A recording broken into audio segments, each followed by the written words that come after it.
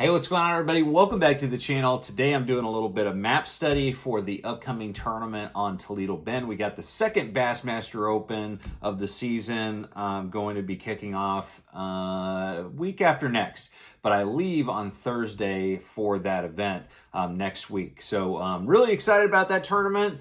Really excited to get down there. And yeah, so it is a large lake to break down. And, you know, this video isn't necessarily about Toledo Bend at all. It's really about the spawn, because as I'm sitting here kind of looking at some of the areas that I might want to explore during practice, I'm thinking about something that comes up from time to time, and it's a question I ended up getting quite a bit, and that is, how deep will bass spawn during the spawn? And I've seen some pretty extreme spawning habits when it comes to, the depth that fish spawn in across the country. And it really depends on a lot of different variables. So figured I'd just go ahead and we could do a video discussing that topic right now. Because, when we think of spawning bass, we think of really shallow spawning fish that we can actually see them on the beds. That's the optimal situation, right? Because you can actually see the fish. You can see there's an 8-pounder sitting there with a 4-pound buck. And that's, to me, the most exciting part. But when it comes to like applying, that kind of like dream scenario of a bedding fish into a tournament situation, sometimes the stars just don't align that way, where you can find the big fish on the bed up shallow where you can visually see them. Instead, they're either a little bit deeper, or they're in water where you just cannot see those fish visually. So I don't really have any exact key points to make here, so we're just kind of wrap a little bit on this topic. But I've seen a lot of different situations as far as fish spawning in different depths. Now, of course, the 3 different species across the 3 different main species of bass, largemouth, spotted bass, and smallmouth, each of those tend to have different spawning habits. So largemouth, by far, generally will be the most shallow spawning fish within those 3. They generally like to be real shallow. They're usually easier to know exactly where they're spawning, and they tend to be in more protected areas. So they're in backs of pockets that don't get a lot of wind, and they're very protected, get lots of sun. But then you go over the spotted bass. Spotted bass, of the 3, I think spots are still one of the more misunderstood species as far as spawning habits and like where they actually put their beds and the depth. And you don't generally see, you go to the Coosa River or someplace where you've got spots that are constantly shallow. In those type of fisheries, yeah, you can catch them just like largemouth. You can visually see them, but there's a lot of times that spots you will not see the beds because they're spawning deeper. And a lot of times what I see with spots is you start seeing spots spawning on long tapering structure that may be right on the main lake. So as opposed to largemouth that love spawning in the backs of pockets, and even smallmouth really like spawning in the backs of pockets or on the sides, those banks leading into the backs of pockets, spots will often just spawn right on some main lake slowly sloping points. So for instance, let's go ahead. I don't think that I have it downloaded on here. Let's go ahead and start screen recording here. Just take a second. We're going to go ahead, use the Navionics app here. Let's go to Smith Lake. This is a really good example.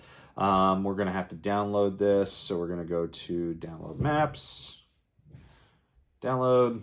It'll just take a second. Not very long at all. The internet's actually pretty darn good here. So all right, so now I think we can zoom in here and let's look at some of these areas that I know I've caught them, in the past.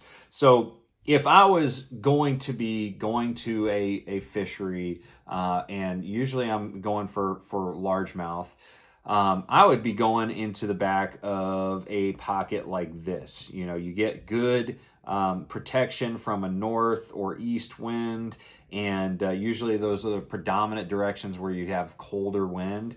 But and then you also have very gradual sloping contours back here. You've even got a dock that would be really good for a largemouth to spawn on, the posts closer to the shoreline. So that's just a really good typical spawning pocket for a largemouth. Now, as far as spots, this point right here kind of pops out at me.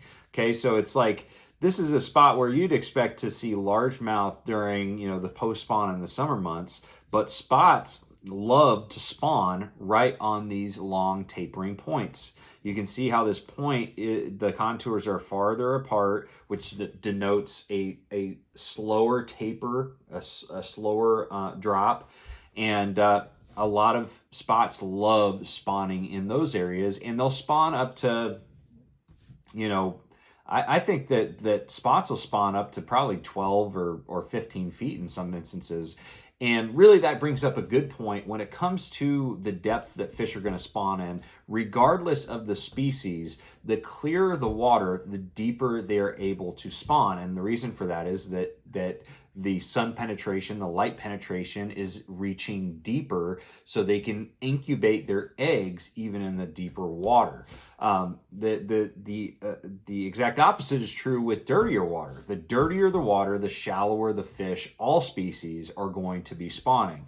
So I think the water clarity is the biggest key. So if it's pretty stained water, you're probably going to be able to catch those fish pretty shallow. That's where they're going to be, focusing their spawning efforts. But if it's really clear, you go to a lake like Smith Lake, that has great water clarity. You go to like the St. Lawrence River up north, which is just crystal clear. You've got Champlain, any of those lakes that are really clear, man, they'll spawn out to 10-foot of water easy. Very, very easy for them to spawn that deep. So largemouth, pretty predictable in my opinion. They'll spawn out to, I think, 6 or 8 foot of water in some instances, but really that 1 to 5 foot range tends to be the key range for pretty much any lake that I've been to for largemouth. Now, again, I don't have a camera down there. I'm not scuba diving, so I don't know how many more fish actually will spawn out deeper. But I would have to say that largemouth require quite a bit of good sunlight and warmth to incubate their eggs versus some of the other ones. But again, I'm not a fisheries biologist, so I can't tell you exactly what the optimum conditions are compared against the other two. So largemouth, very predictable, backs of pockets, protected areas, shallow water, spots. I love catching them on gradual sloping banks, or gradual sloping, main lake contours or secondary contours. And when I say secondary, I'm talking about something like, let's look at this. This is all main lake stuff. Let's find a little creek here that has what I'm talking. All right, there we go. All right, so main lake, this is a primary point, so the main lake point or primary point. This is what I'm talking about as secondary points. 1, 2, 3. These are all secondary points here. These secondary points are really, really good for spawning spots, and also smallmouth and largemouth. You go to a lake like a Lake Murray, where there's a lot of blueback herring. The fish, my buddy Matt Becker, he won a tour event a couple years ago on Lake Murray, fishing for spawning largemouth on secondary points just like this. They're very shallow, probably about 4 foot on top, 4 or 5 foot, and the largemouth were spawning on those points. So they kind of were going against that norm of being in the pockets strictly. And they kind of, but I think that a blueback herring lake is very different. I think that those fish act more like spots on those lakes than they do like their traditional largemouth brothers. So spots and smallmouth will both kind of spawn on these points, but largemouth occasionally will, depending on their regional or lake specific habits. And I think a lot of that is driven by the type of forage that they're searching for. Let's talk about smallmouth. Smallmouth. There's not a ton of southern lakes that offer great smallmouth fishing. What I've seen with smallmouth is, if you're fishing the south, fishing a lot of these reservoirs such as, Douglas, Cherokee, you're fishing the Del Hollow. The smallmouth are kind of in between the habits of spots and largemouth. The smallmouth will definitely spawn on shallow, sloping main lake and secondary structure, long points, that have a clay or not clay, but usually like pea gravel on them. Those are going to be great. Also, we just fished a tournament my rookie season at Lake Cherokee in 2019. And everybody was catching them off these very, the only way that I can explain it is I call it Martian rock, but it's very, very smooth, weathered down rock. And those fish were getting in these little like holes. It almost looks like, it almost looks like a coral almost, but they were spawning on that, but it's all on the main lake.